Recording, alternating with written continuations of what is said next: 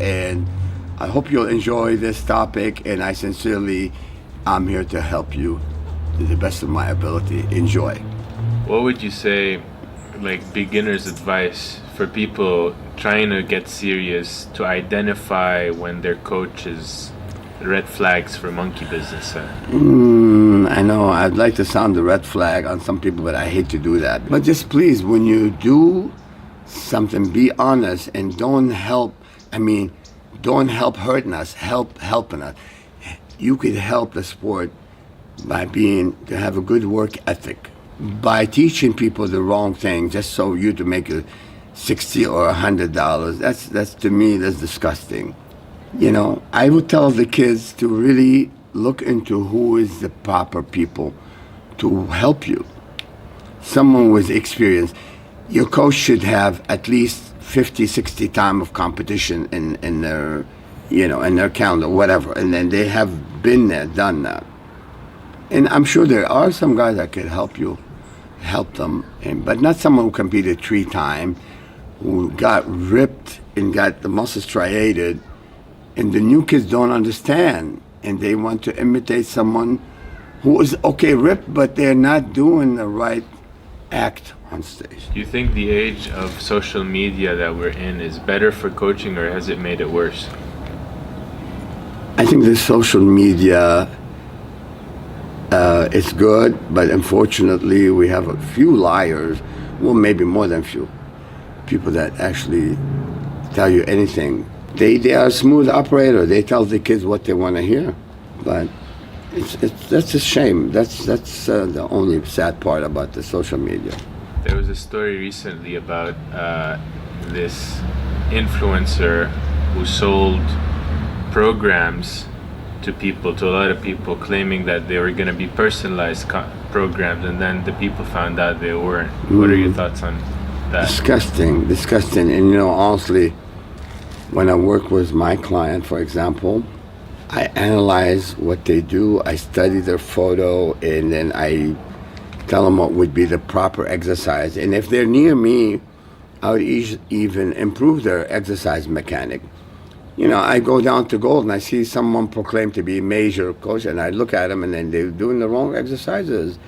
And I look at their client and I know where their weakness, and I know they're not hitting the target. They are not hitting the target. And it's very unfortunate. I see a lot of people trying to do the bend over row, and unfortunately, and I could tell you right now, and they go like, if I can do the act, they go like this, and where, the goal is to hit the lower lat in the middle of the lat. And all they did, they hit in the upper back, the upper lat. And so what I'm saying is really relevant, because exercise mechanic is so important. And I don't know, maybe that's one of the reasons why I developed an overall good physique, because I felt precisely, everything I did was done with precision, and it's important. Is the lower lat a matter of genetics, or do people not know how to hit it? Well, some people have the lower lat, but if they don't hit that area, it's not going to grow. To be honest, it's not. I know some people may start with a nice long bicep, and they start focusing and do close grip biceps. They have too much inner bicep, not enough outer head of bicep. So the workout should be actually designed for you. And I know a lot of guys, even someone I was training, they lack in the outer head of the tricep. And when they start training, they keep hitting the inner head. Come on, you need to focus on the outer head. And to grow that body part, you have to target it properly, and you have to allow it to recuperate. Sometimes a weak body part, you cannot overtrain it either. And so everything has to be done in proportion and allow recovery to happen. And so, it's like targeting, and you hit the target. You want to hit the target, that's fine. If you go this way, you're not hitting the target. In training, the exercise mechanic is like that. You hit the target, otherwise you're shooting the wrong way. It is. It's not a matter of genetic insertion. It's you not hitting the target, right? I believe if you're not hitting the target right, okay, look, if you have a short calf, that's a different topic. You're not gonna make it get longer. Sometimes people will have a long calves and they keep working one area more than the other, like a year or two down the line, and you're gonna see the difference. And then you causes the weakness. It's no different than someone have a strong, for example, strong legs. You have a strong legs, don't train your legs as much. Bring your calves up, for example.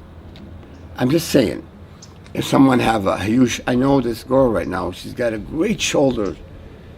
And the more she's continued to do her shoulders, and what's gonna happen?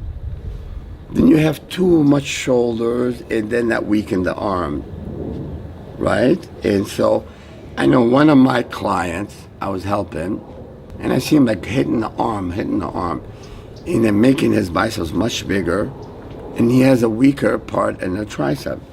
Continuing to hit more biceps is going to make the triceps even weaker. You could, fight the war and try your best to improve this weak area, Yes, of course, there's some genetic you can't do much about.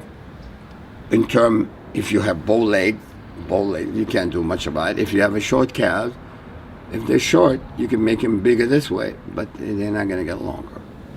Let's say I genetically have high calves. Yes. Insertions.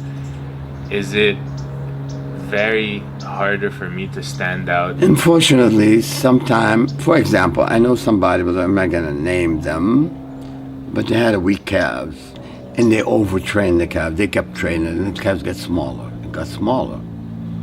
And recovery is a big part of the bodybuilding too, and he might have been able to make it bigger, but not longer.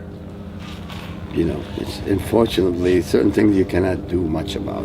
If you abuse the muscle quite a bit, it's not going to repair. So you kill it with high intensity, shorter duration, in my opinion. It would help a lot. Recovery is a big part of the game. And one of my clients said, well, why you started me with 4 days working out? I said, just do it, please. Just listen. He said, but could you explain? I said, explain. I said, well, since you've been on it, how you feel? He said, oh, I feel really stronger. But I said, okay, well, good. So now that answers your own question. So recovery is a big part of the game.